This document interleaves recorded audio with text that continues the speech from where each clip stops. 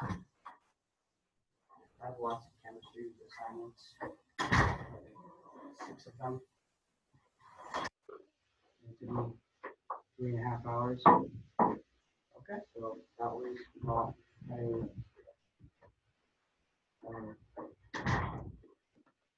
All right.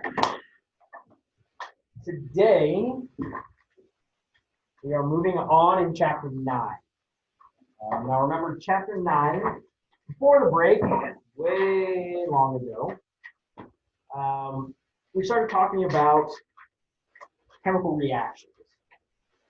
And one of the big things that we mentioned was balancing equations.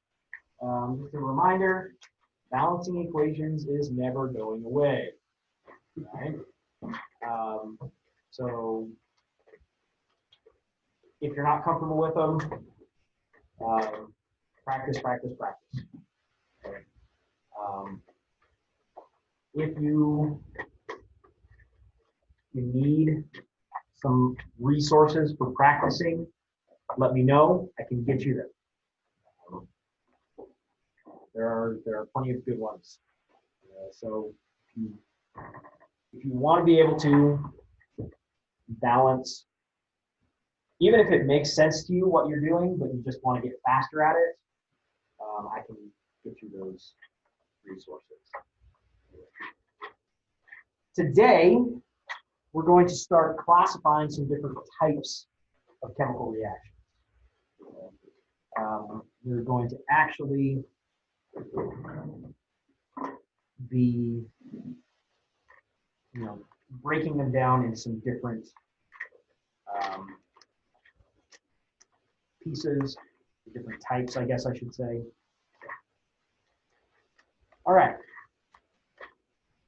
So let's get started. The first one is going to be a synthesis reaction.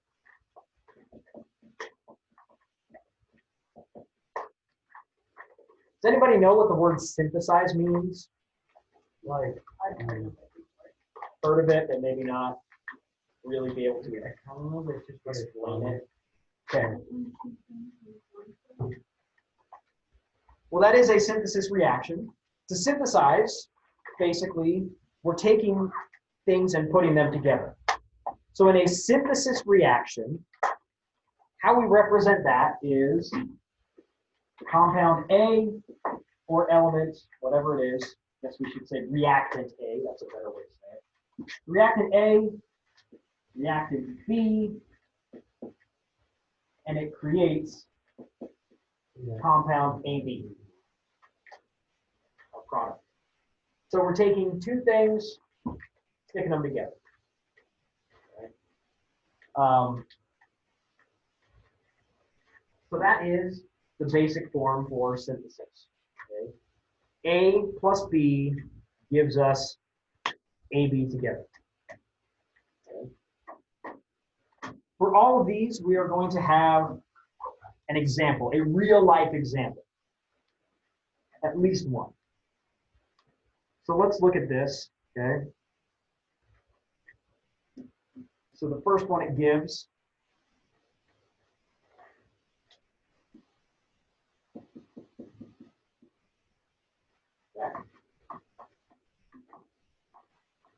so we have calcium oxide and water. This is going to form calcium hydroxide.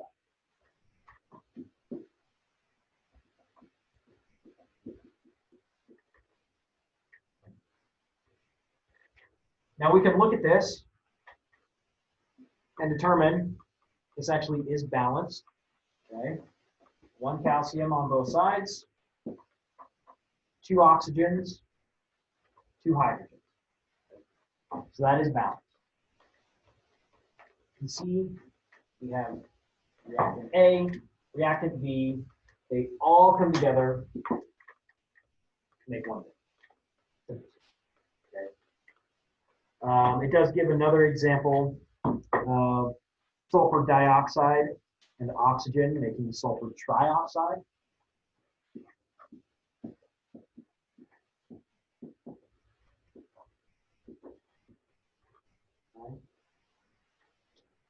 Now, if we look at this one, this is not balanced because we have 4 oxygens. So if we change this to a 2, that gives us 6 oxygens. But it also gives us 2 sulfurs. So if we put 2 right there, 2 sulfurs, but that also solves our oxygen issue because now we have 6 oxygens. Okay. Like I said, I can balance it that fast because I've been doing it for years. Okay. If you want to get faster, it's just a matter of practice. But both of these represent synthesis reactions. Synthesis. 2 things coming together to make one. Okay. Synthesis reaction. All right. The next one that the book talks about is combustion.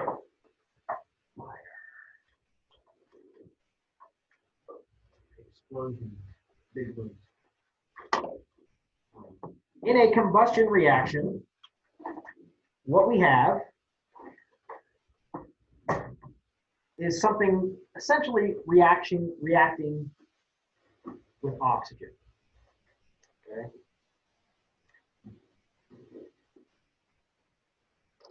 The official definition, so in a combustion reaction, oxygen combines with a substance and releases energy in the form of heat and light.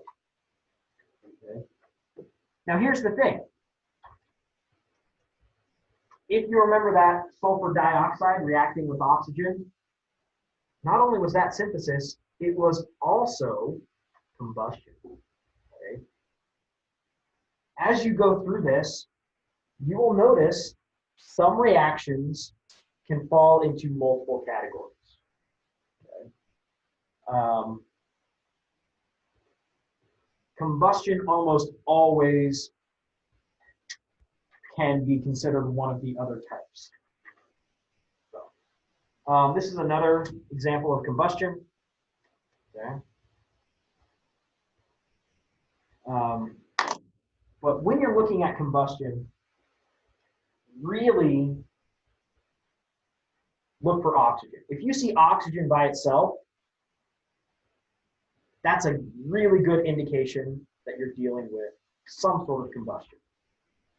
Okay. If you're familiar with how fire works, you know it needs oxygen. Okay. Fire has to have oxygen. One of the main ways to fight a fire is to deprive it of oxygen. That is sort of what we do. Now,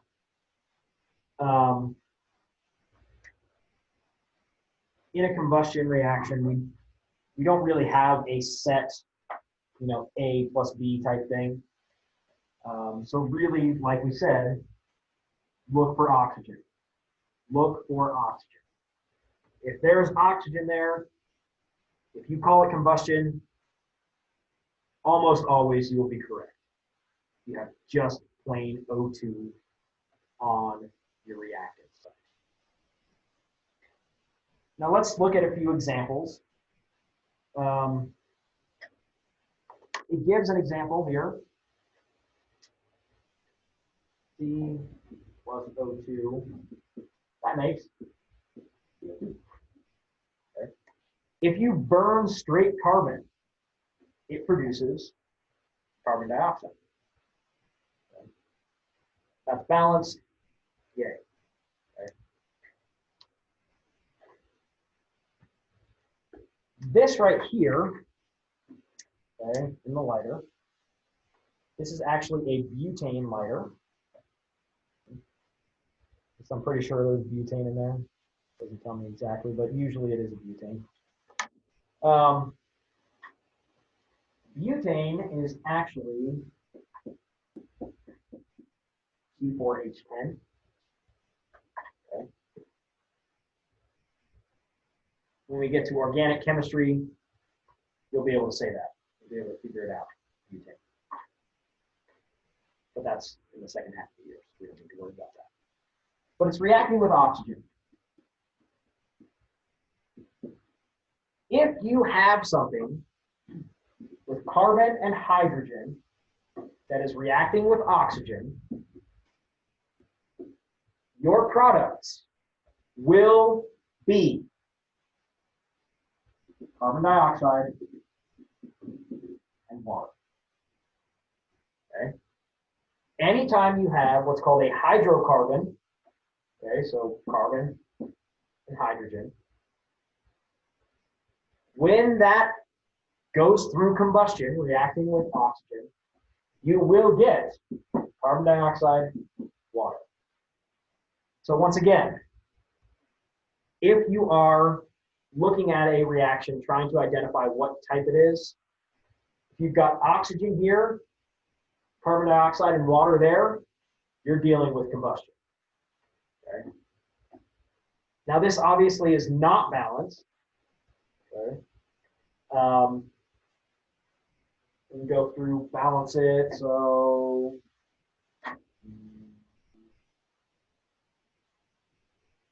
put a 4 here. Then 5 here. And that's 8. 5, that's not going to work. So that means 2 here. And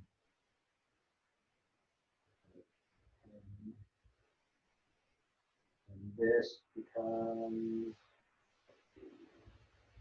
16 6. So that's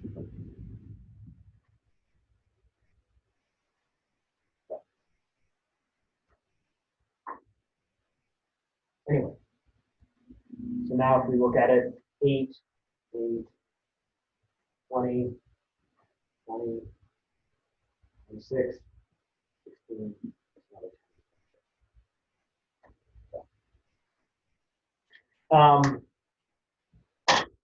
but combustion.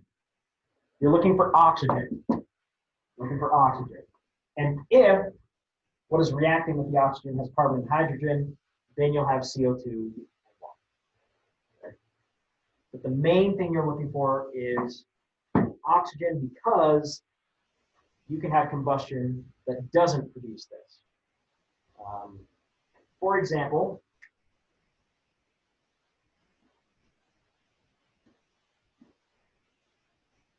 we burn magnesium. Okay? Very, very bright. Did we do that in this class? We did? Okay. That's what I thought. Obviously, if we're going to try and put CO2 and water over there, that's not going to work because we don't have any carbon and hydrogen. Okay. Instead,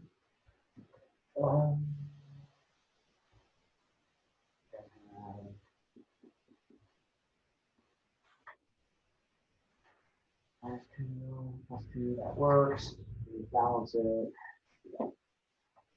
So, that's combustion, but you have a different product than the CO2 and water. But we still have oxygen. Oxygen, oxygen, oxygen. Anytime you see that oxygen, you should immediately start thinking about combustion.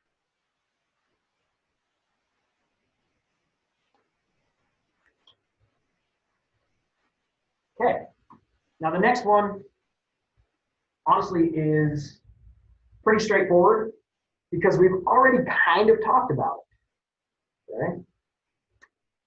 The next one is what we call decomposition.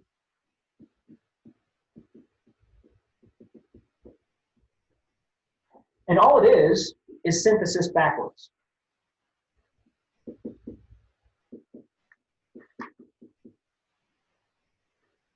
So in a decomposition, you start with only one reactant. If you are starting with just one reactant, decomposition. Okay. To decompose means to break down. So we have one thing breaking down into two. Okay? There's nothing else that's being added to it. It's just going to naturally fall apart.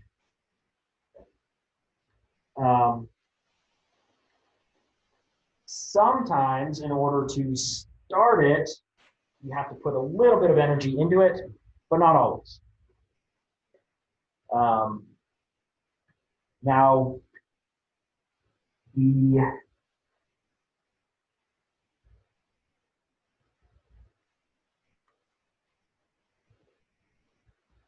okay. So if you're looking at the book on page 292, you'll see that airbag going off. Hopefully none of you have ever been in a car accident where the airbags have gone off. It's not a pleasant experience. They call it an airbag. Yeah. I mean, it's better than hitting your head on the dashboard or steering wheel, but it's not, a little cushion pillow that's, it's not going to put you to sleep. Now, in order to get the airbag from being folded up neatly inside the steering wheel or the dashboard, or, I mean, honestly, now they've got them all over the car. But in order to get it to rapidly inflate, because you need it to inflate really fast, they use sodium azide, okay? And what it does, when you run an electrical charge through it, it undergoes rapid decomposition, and it creates sodium and nitrogen gas. Now that nitrogen gas takes up a whole lot more space in its gaseous form than its solid form, and so that rapidly inflates the airbag.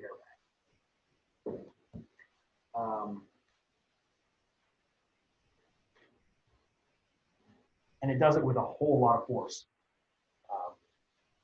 You can find videos on YouTube of people who will intentionally set off airbags with like things on them, make it shot way up in the air. I want to go to explore a microwave with the airbag. Yeah, it's a pretty violent reaction, but it's better than hitting your head on a hard piece of the car. So, but decomposition, okay? That reaction, by the way,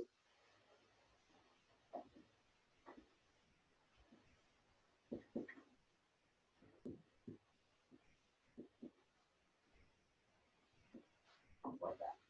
So this is what you start with. It decomposes into sodium metal and the nitrogen. So, yes.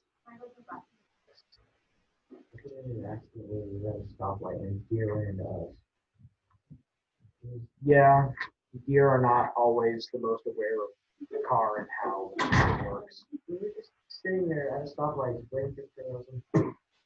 And then like, what is it? Yeah. Anyway, so decomposition, start with one thing, breaking it apart. Decomposition is the opposite of synthesis.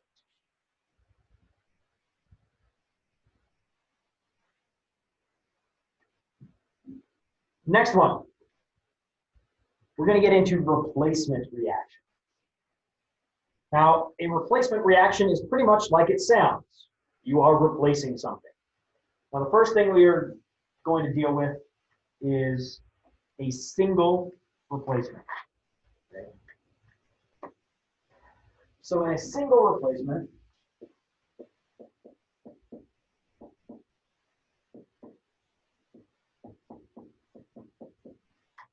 that's what we have.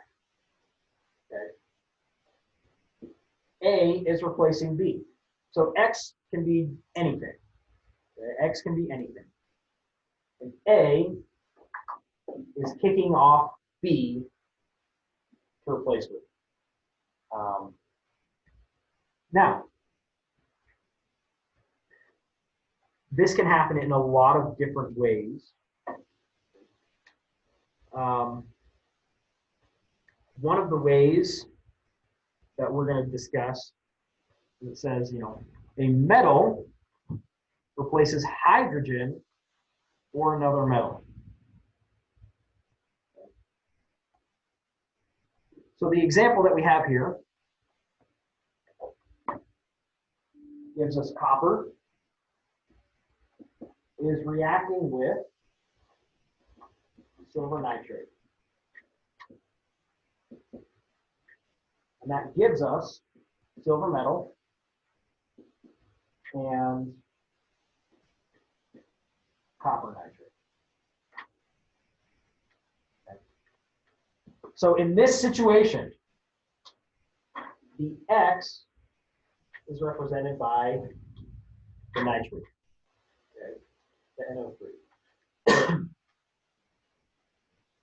Silver was attached to it. Copper kicks it off. Now, we didn't write it in exactly the same form. You can write it in that form just to make.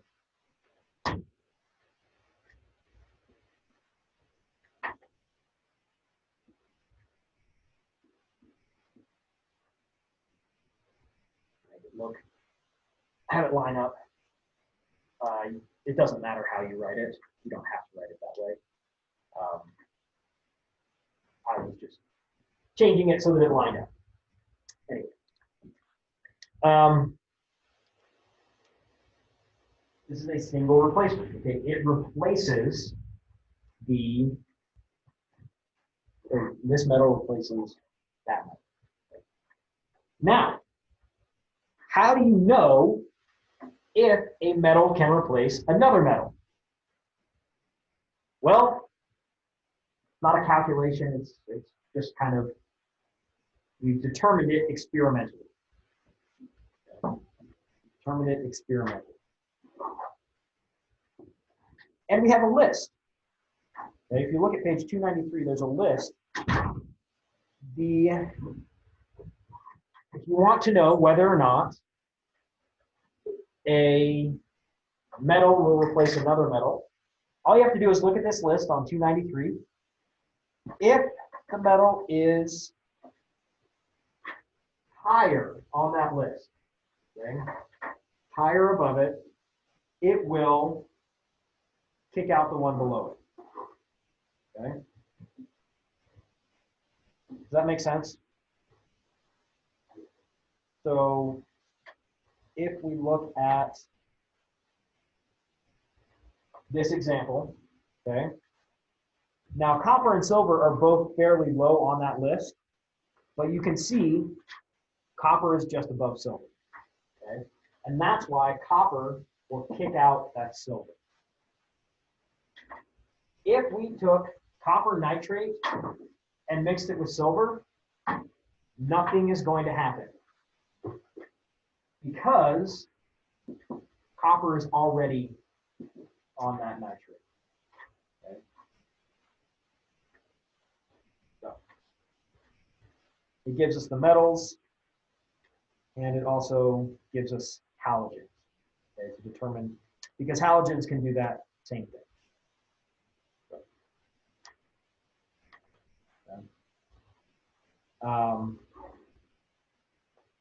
And that's pretty much what we have happen. Now,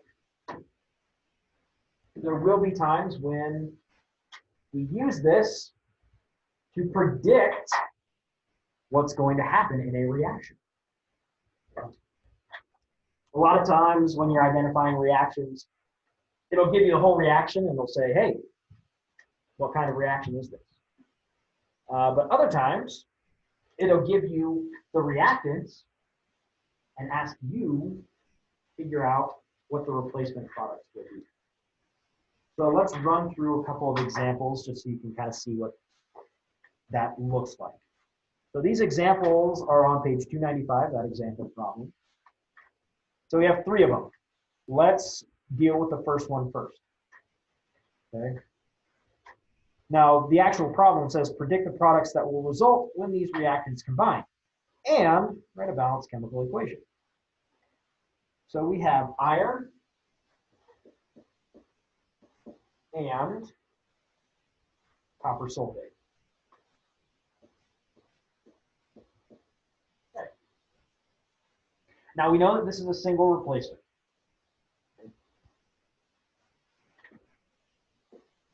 Question. We have copper, sulfur, oxygen. What is going to be replaced? Oxygen. We'll vote for oxygen. Who agrees? Who disagrees? Who has no idea? Okay, that's fair. We're just starting. It's not actually oxygen.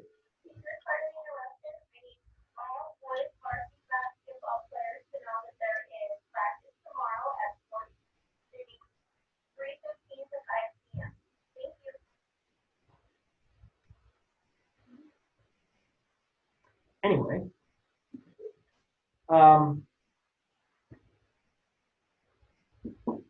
if you have a metal,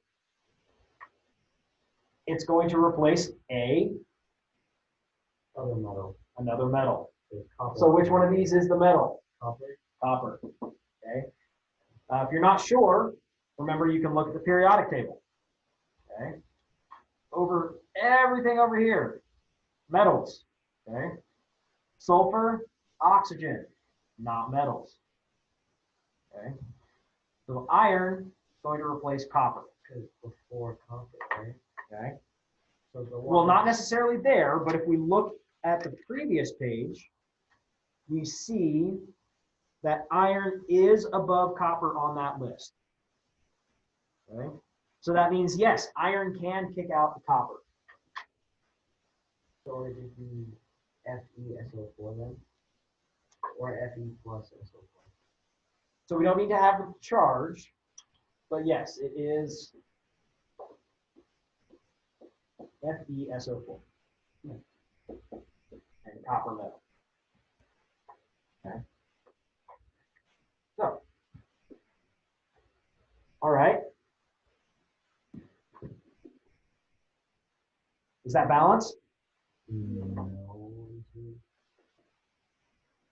It is. Yeah. 1, 1. We can treat this whole thing as 1, 1, 1, 1. So, What's wrong with computers? practice. Okay, our next one is bromine and magnesium chloride. Okay. So let's think about this. Is bromine a metal?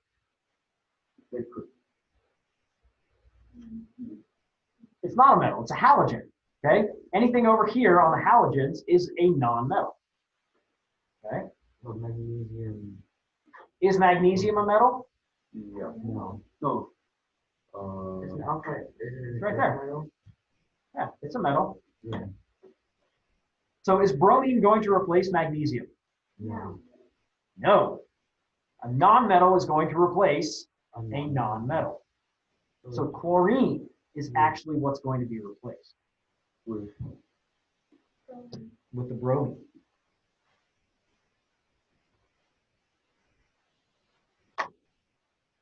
But wait, Come on. let's look at our activities. But wait, there's more. Can bromine actually kick chlorine out of that? No. No, chlorine is actually above bromine on this. So chlorine would kick out bromine. So, no reaction. Okay. You mix bromine and magnesium chloride, you get a mixture of bromine and magnesium chloride. There's no name for that. It's just a mixture. We don't get a reaction. We have two things mixed together. Because bromine is not active enough to kick out chlorine. Okay? So that's one thing that you want to check. It would be really easy to, just start going and say, oh yeah, this is going to be Cl2 plus MgBr2. But we've got to check to make sure that this is actually something that's going to happen. Okay? All right.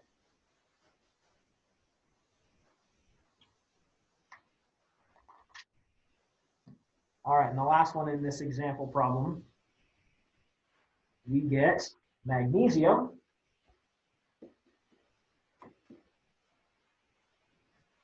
and aluminum chloride. Okay, so let's pick out what is going to replace what? Aluminum hold on. Magnesium is going to replace aluminum. Okay, so we've identified our two metals, okay, magnesium and aluminum. Let's double check, make sure that magnesium can. Yeah. Magnesium is above aluminum, yes. Okay, make sure you don't look at manganese, which is below aluminum. You want to look at magnesium, which is above. Okay, so yes, this can work. And so we know that magnesium is going to kick out aluminum. But here's the trouble. Magnesium, when it reacts with chlorine, Nathan Jolly, Charlie Allred, and David Benson, please come to the office.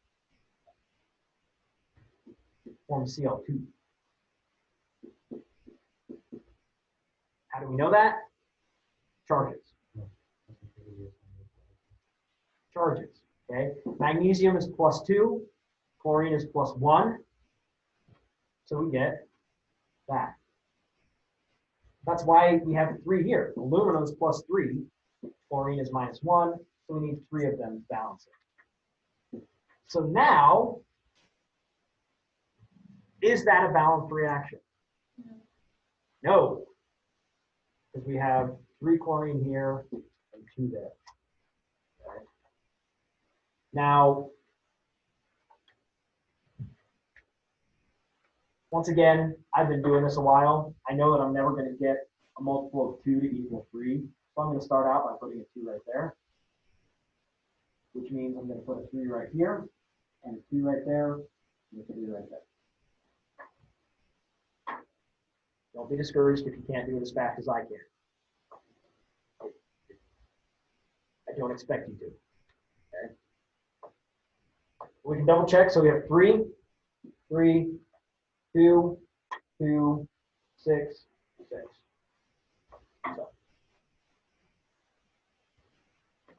So when we're dealing with these, predicting the products, a couple things that we have to do, a couple steps. First one, when we look at our single item, okay, the thing that's going to potentially do the replacement, we need to identify, is it a metal or is it a non-metal? If it's a metal, it's going to replace the other metal. If it's a non-metal, it's going to replace the other non-metal. Okay? So once we've identified the pair, then we go to our activity list. And remember, that's on page 293. Okay. If the one by itself is higher on the list, we will get a reaction, like we have here and here.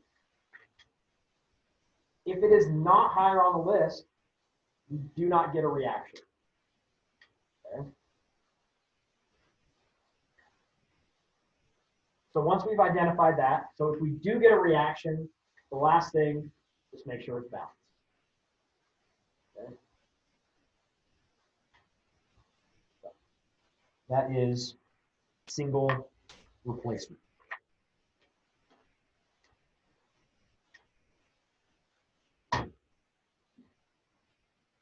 sticking with replacements, Double replacement. hey, if we start out with single, it makes sense that our next one is going to be double. Okay. And it's sort of the same thing that's happening. But we just have two things.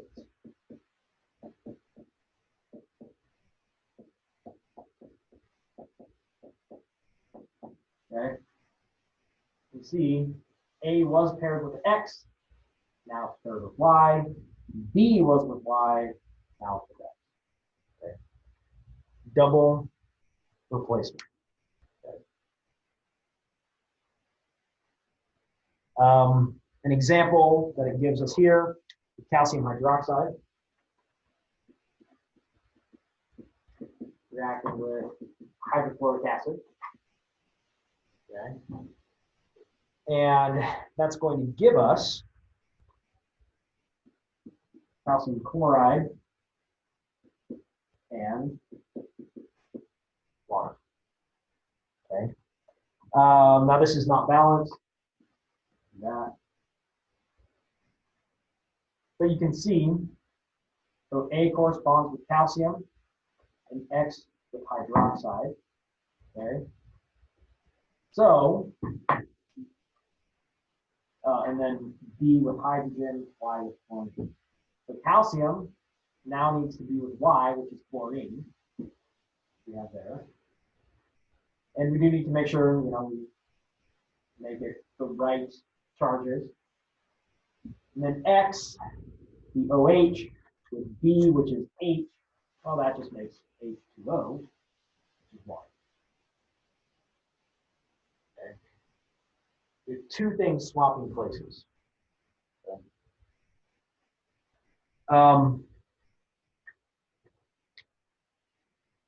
We have a breakdown for how to write these. Step one, write the components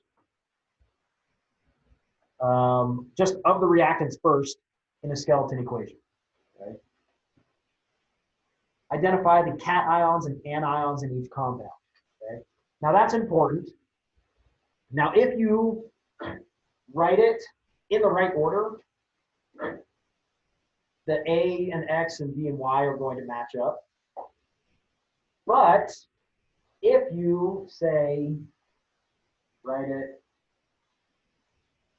like something like this, which, I mean, is something that maybe you would do. An experienced chemist would never write it that way, just because it's a convention. But then that's not going to work out because you're going to be trying to put a negative with a negative. Okay. So really good practice. Identify that this is cation, that's the anion, cation, anion. Because you try and pair two cations together or two anions together, it doesn't work. You have to take the cation from one, pair it with the anion of the other, and then the anion of the cation. Okay? So that'll help you determine how things need to pair up. And that's a safer method than trying to follow this formula. Because like I said, if you write it correctly, that formula will work. But just in case, that's the safest method. So, and that's number 3, pair up the cation and anion. Then you're going to write out their proper formulas. Okay, we know that calcium is +2, chlorine is -1, so we need to do it that way. These ones -1, +1, so that works out perfectly. Okay. And then we just write these and balance. Okay. So those are the 6 steps.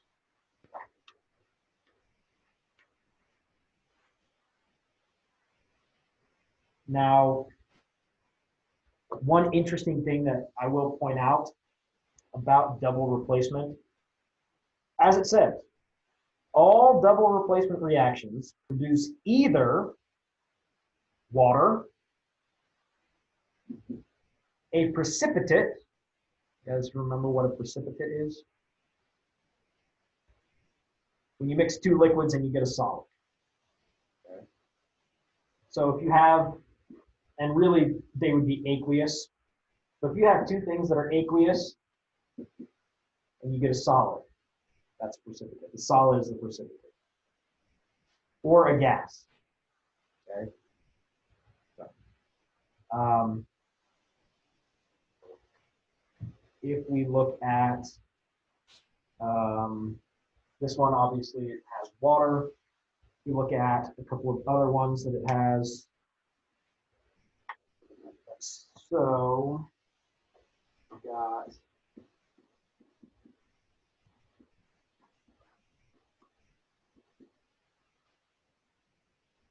both aqueous and aqueous.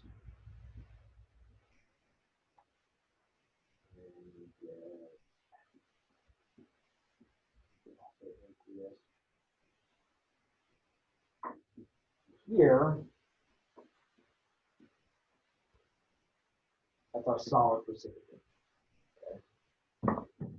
So in a double replacement reaction, somewhere over here, we're going to have a solid, water, or a gas.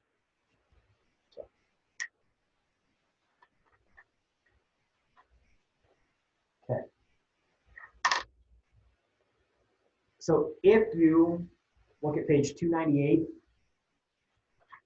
it has a table that breaks down all of these things that we've talked about today. Okay. Synthesis. The reactants, we have at least two. The probable products, one. And it gives us the generic equation.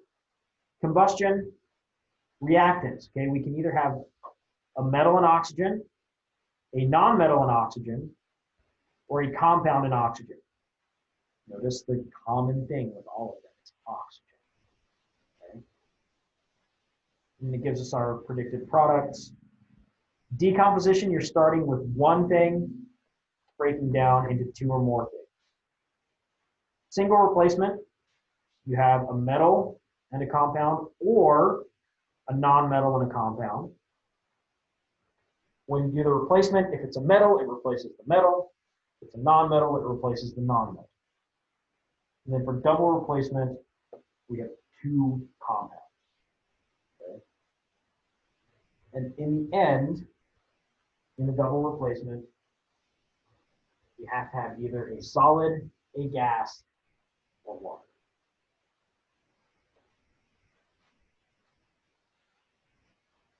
Okay. Questions about that?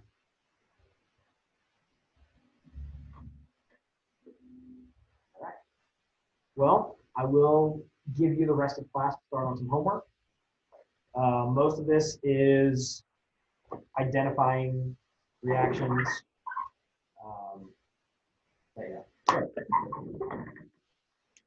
The end of chapter 9. And it is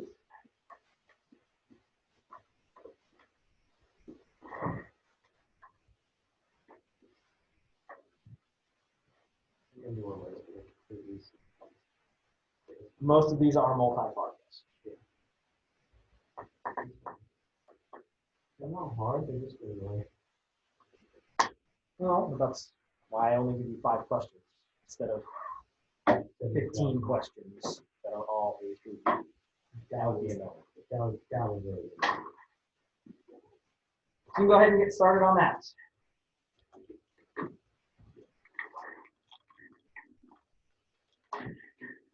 Also, I'll have this giant